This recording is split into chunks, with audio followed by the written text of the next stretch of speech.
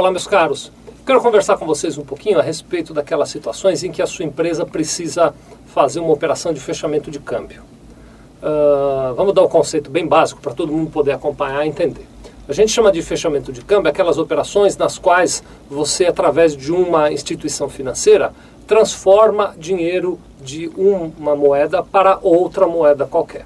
Então você faz um fechamento de câmbio quando, por exemplo, manda reais para fora do Brasil e transforma esses reais em dólar ou em euros ou em qualquer outra moeda. Então o fechamento de câmbio é a operação que transforma aqueles reais na moeda lá do exterior.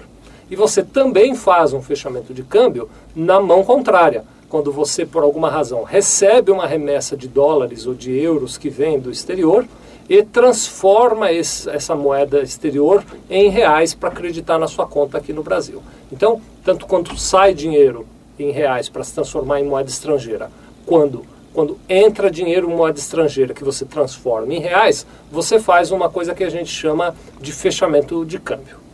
A minha conversa com você agora é para te alertar a respeito do impacto que esses contratos de fechamento de câmbio têm sobre a contabilidade e sobre os tributos da sua empresa.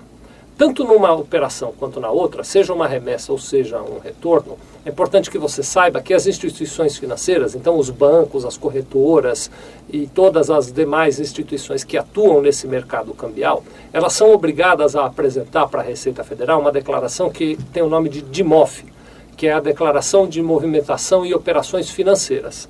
Nessa DIMOF, eles informam as instituições financeiras para a Receita Federal quais foram as pessoas e as empresas brasileiras que operaram no mercado de câmbio, seja remetendo, seja recebendo dinheiro.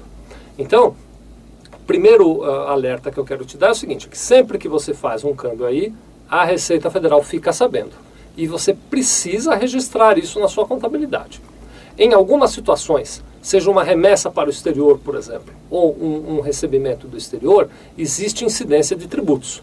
Então, muitas vezes há incidência do imposto de renda na fonte, há incidência de um imposto chamado CID, a gente tem até um outro vídeo aqui que fala sobre a contribuição para a intervenção do domínio econômico, que é a CID. Existe eventualmente a possibilidade de que haja incidência de PIS e COFINS em importação, existe a possibilidade até de que você tenha que pagar IPI, ICMS, enfim, uma série de tributos nessas operações de câmbio.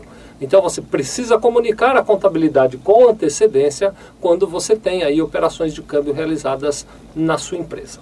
Outro cuidado importante que eu quero que você saiba é o seguinte, é que as operações de câmbio, elas envolvem uma série de agentes controladores. Então, como eu falei agora há pouco, por exemplo, a Receita Federal recebe informações através da DIMOF. Mas existem outros agentes que estão envolvidos nisso, como por exemplo o Banco Central do Brasil. O Banco Central tem um papel de controlar esse fluxo de capitais e para fazer esse controle ele impõe algumas obrigações. Muitas vezes quando você faz um câmbio, além de fazer o câmbio é necessário que você faça algum tipo de registro complementar lá no Banco Central.